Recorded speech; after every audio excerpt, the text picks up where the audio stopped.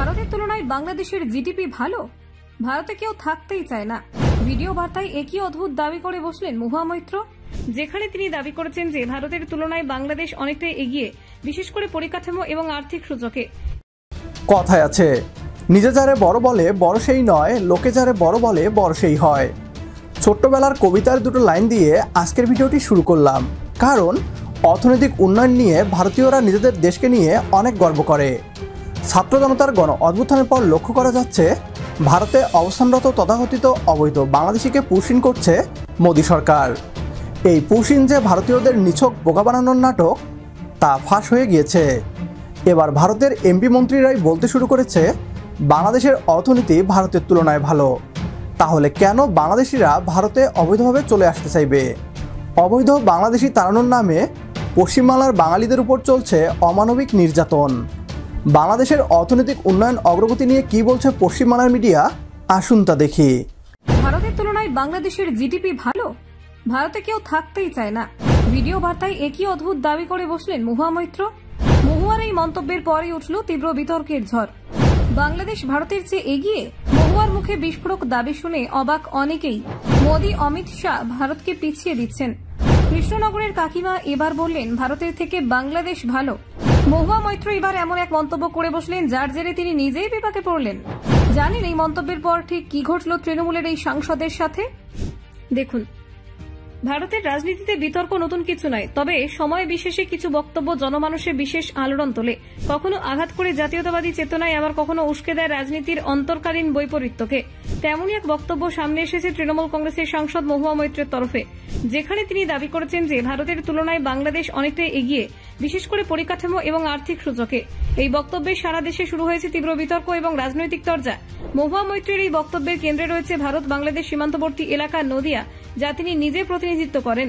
তার ভাষ্য অনুযায়ী নদিয়ার ওপারে অবস্থিত কুষ্টিয়া জেলার অর্থনৈতিক প্রবৃদ্ধি এবং স্বাস্থ্য সূচক ভারতের তুলনায় ভালো। তার এই মন্তব্য যে নিছক একটি ব্যক্তিগত অভিমত তা নয়। তিনি এই বক্তব্যের মাধ্যমে এক প্রকার ভারতের কেন্দ্রীয় সরকারের সমালোচনাই করেছেন, বিশেষ করে মোদী ও অমিত শাহের নেতৃত্বাধীন প্রশাসনের। তার মতে এই নেতৃত্ব দেশকে পেছনের দিকে ঠেলে দিচ্ছে। এই বক্তব্যের পরিপ্রেক্ষিতে বিজেপির তরফে কড়া প্রতিক্রিয়া এসেছে।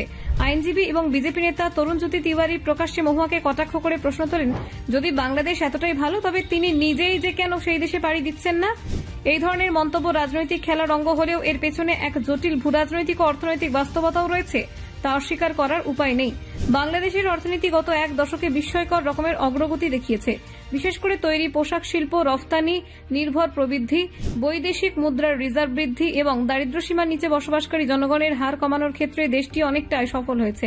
2023 সালের হিসেব অনুযায়ী বাংলাদেশের মাথাপিছু আয় ছিল প্রায় $2800, সেখানে ভারতীয়দের ছিল প্রায় $2400। যদিও সামগ্রিক জিডিপিতে ভারত অনেকটা এগিয়ে, তবে মাথাপিছু আয় ও নির্দিষ্ট কিছু মানব উন্নয়ন সূচকে বাংলাদেশ কিছু সময়ের জন্য এগিয়েছিল।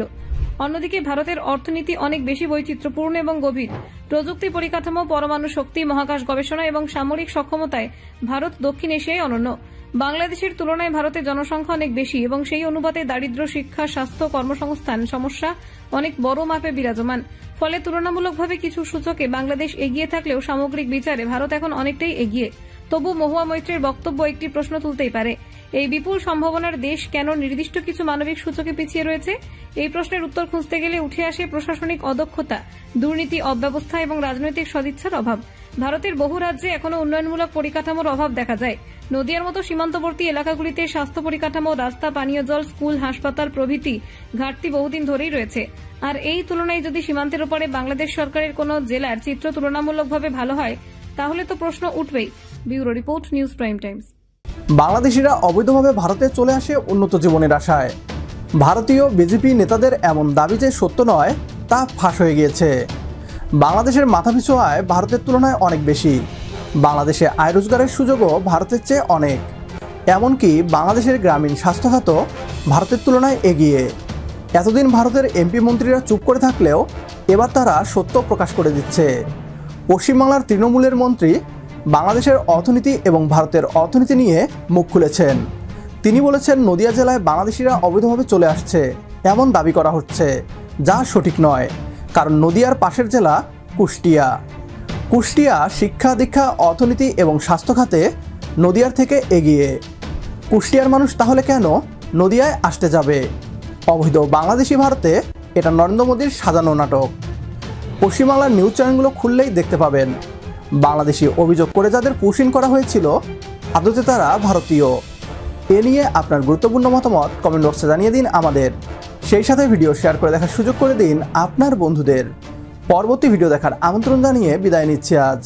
আল্লাহ হাফেজ।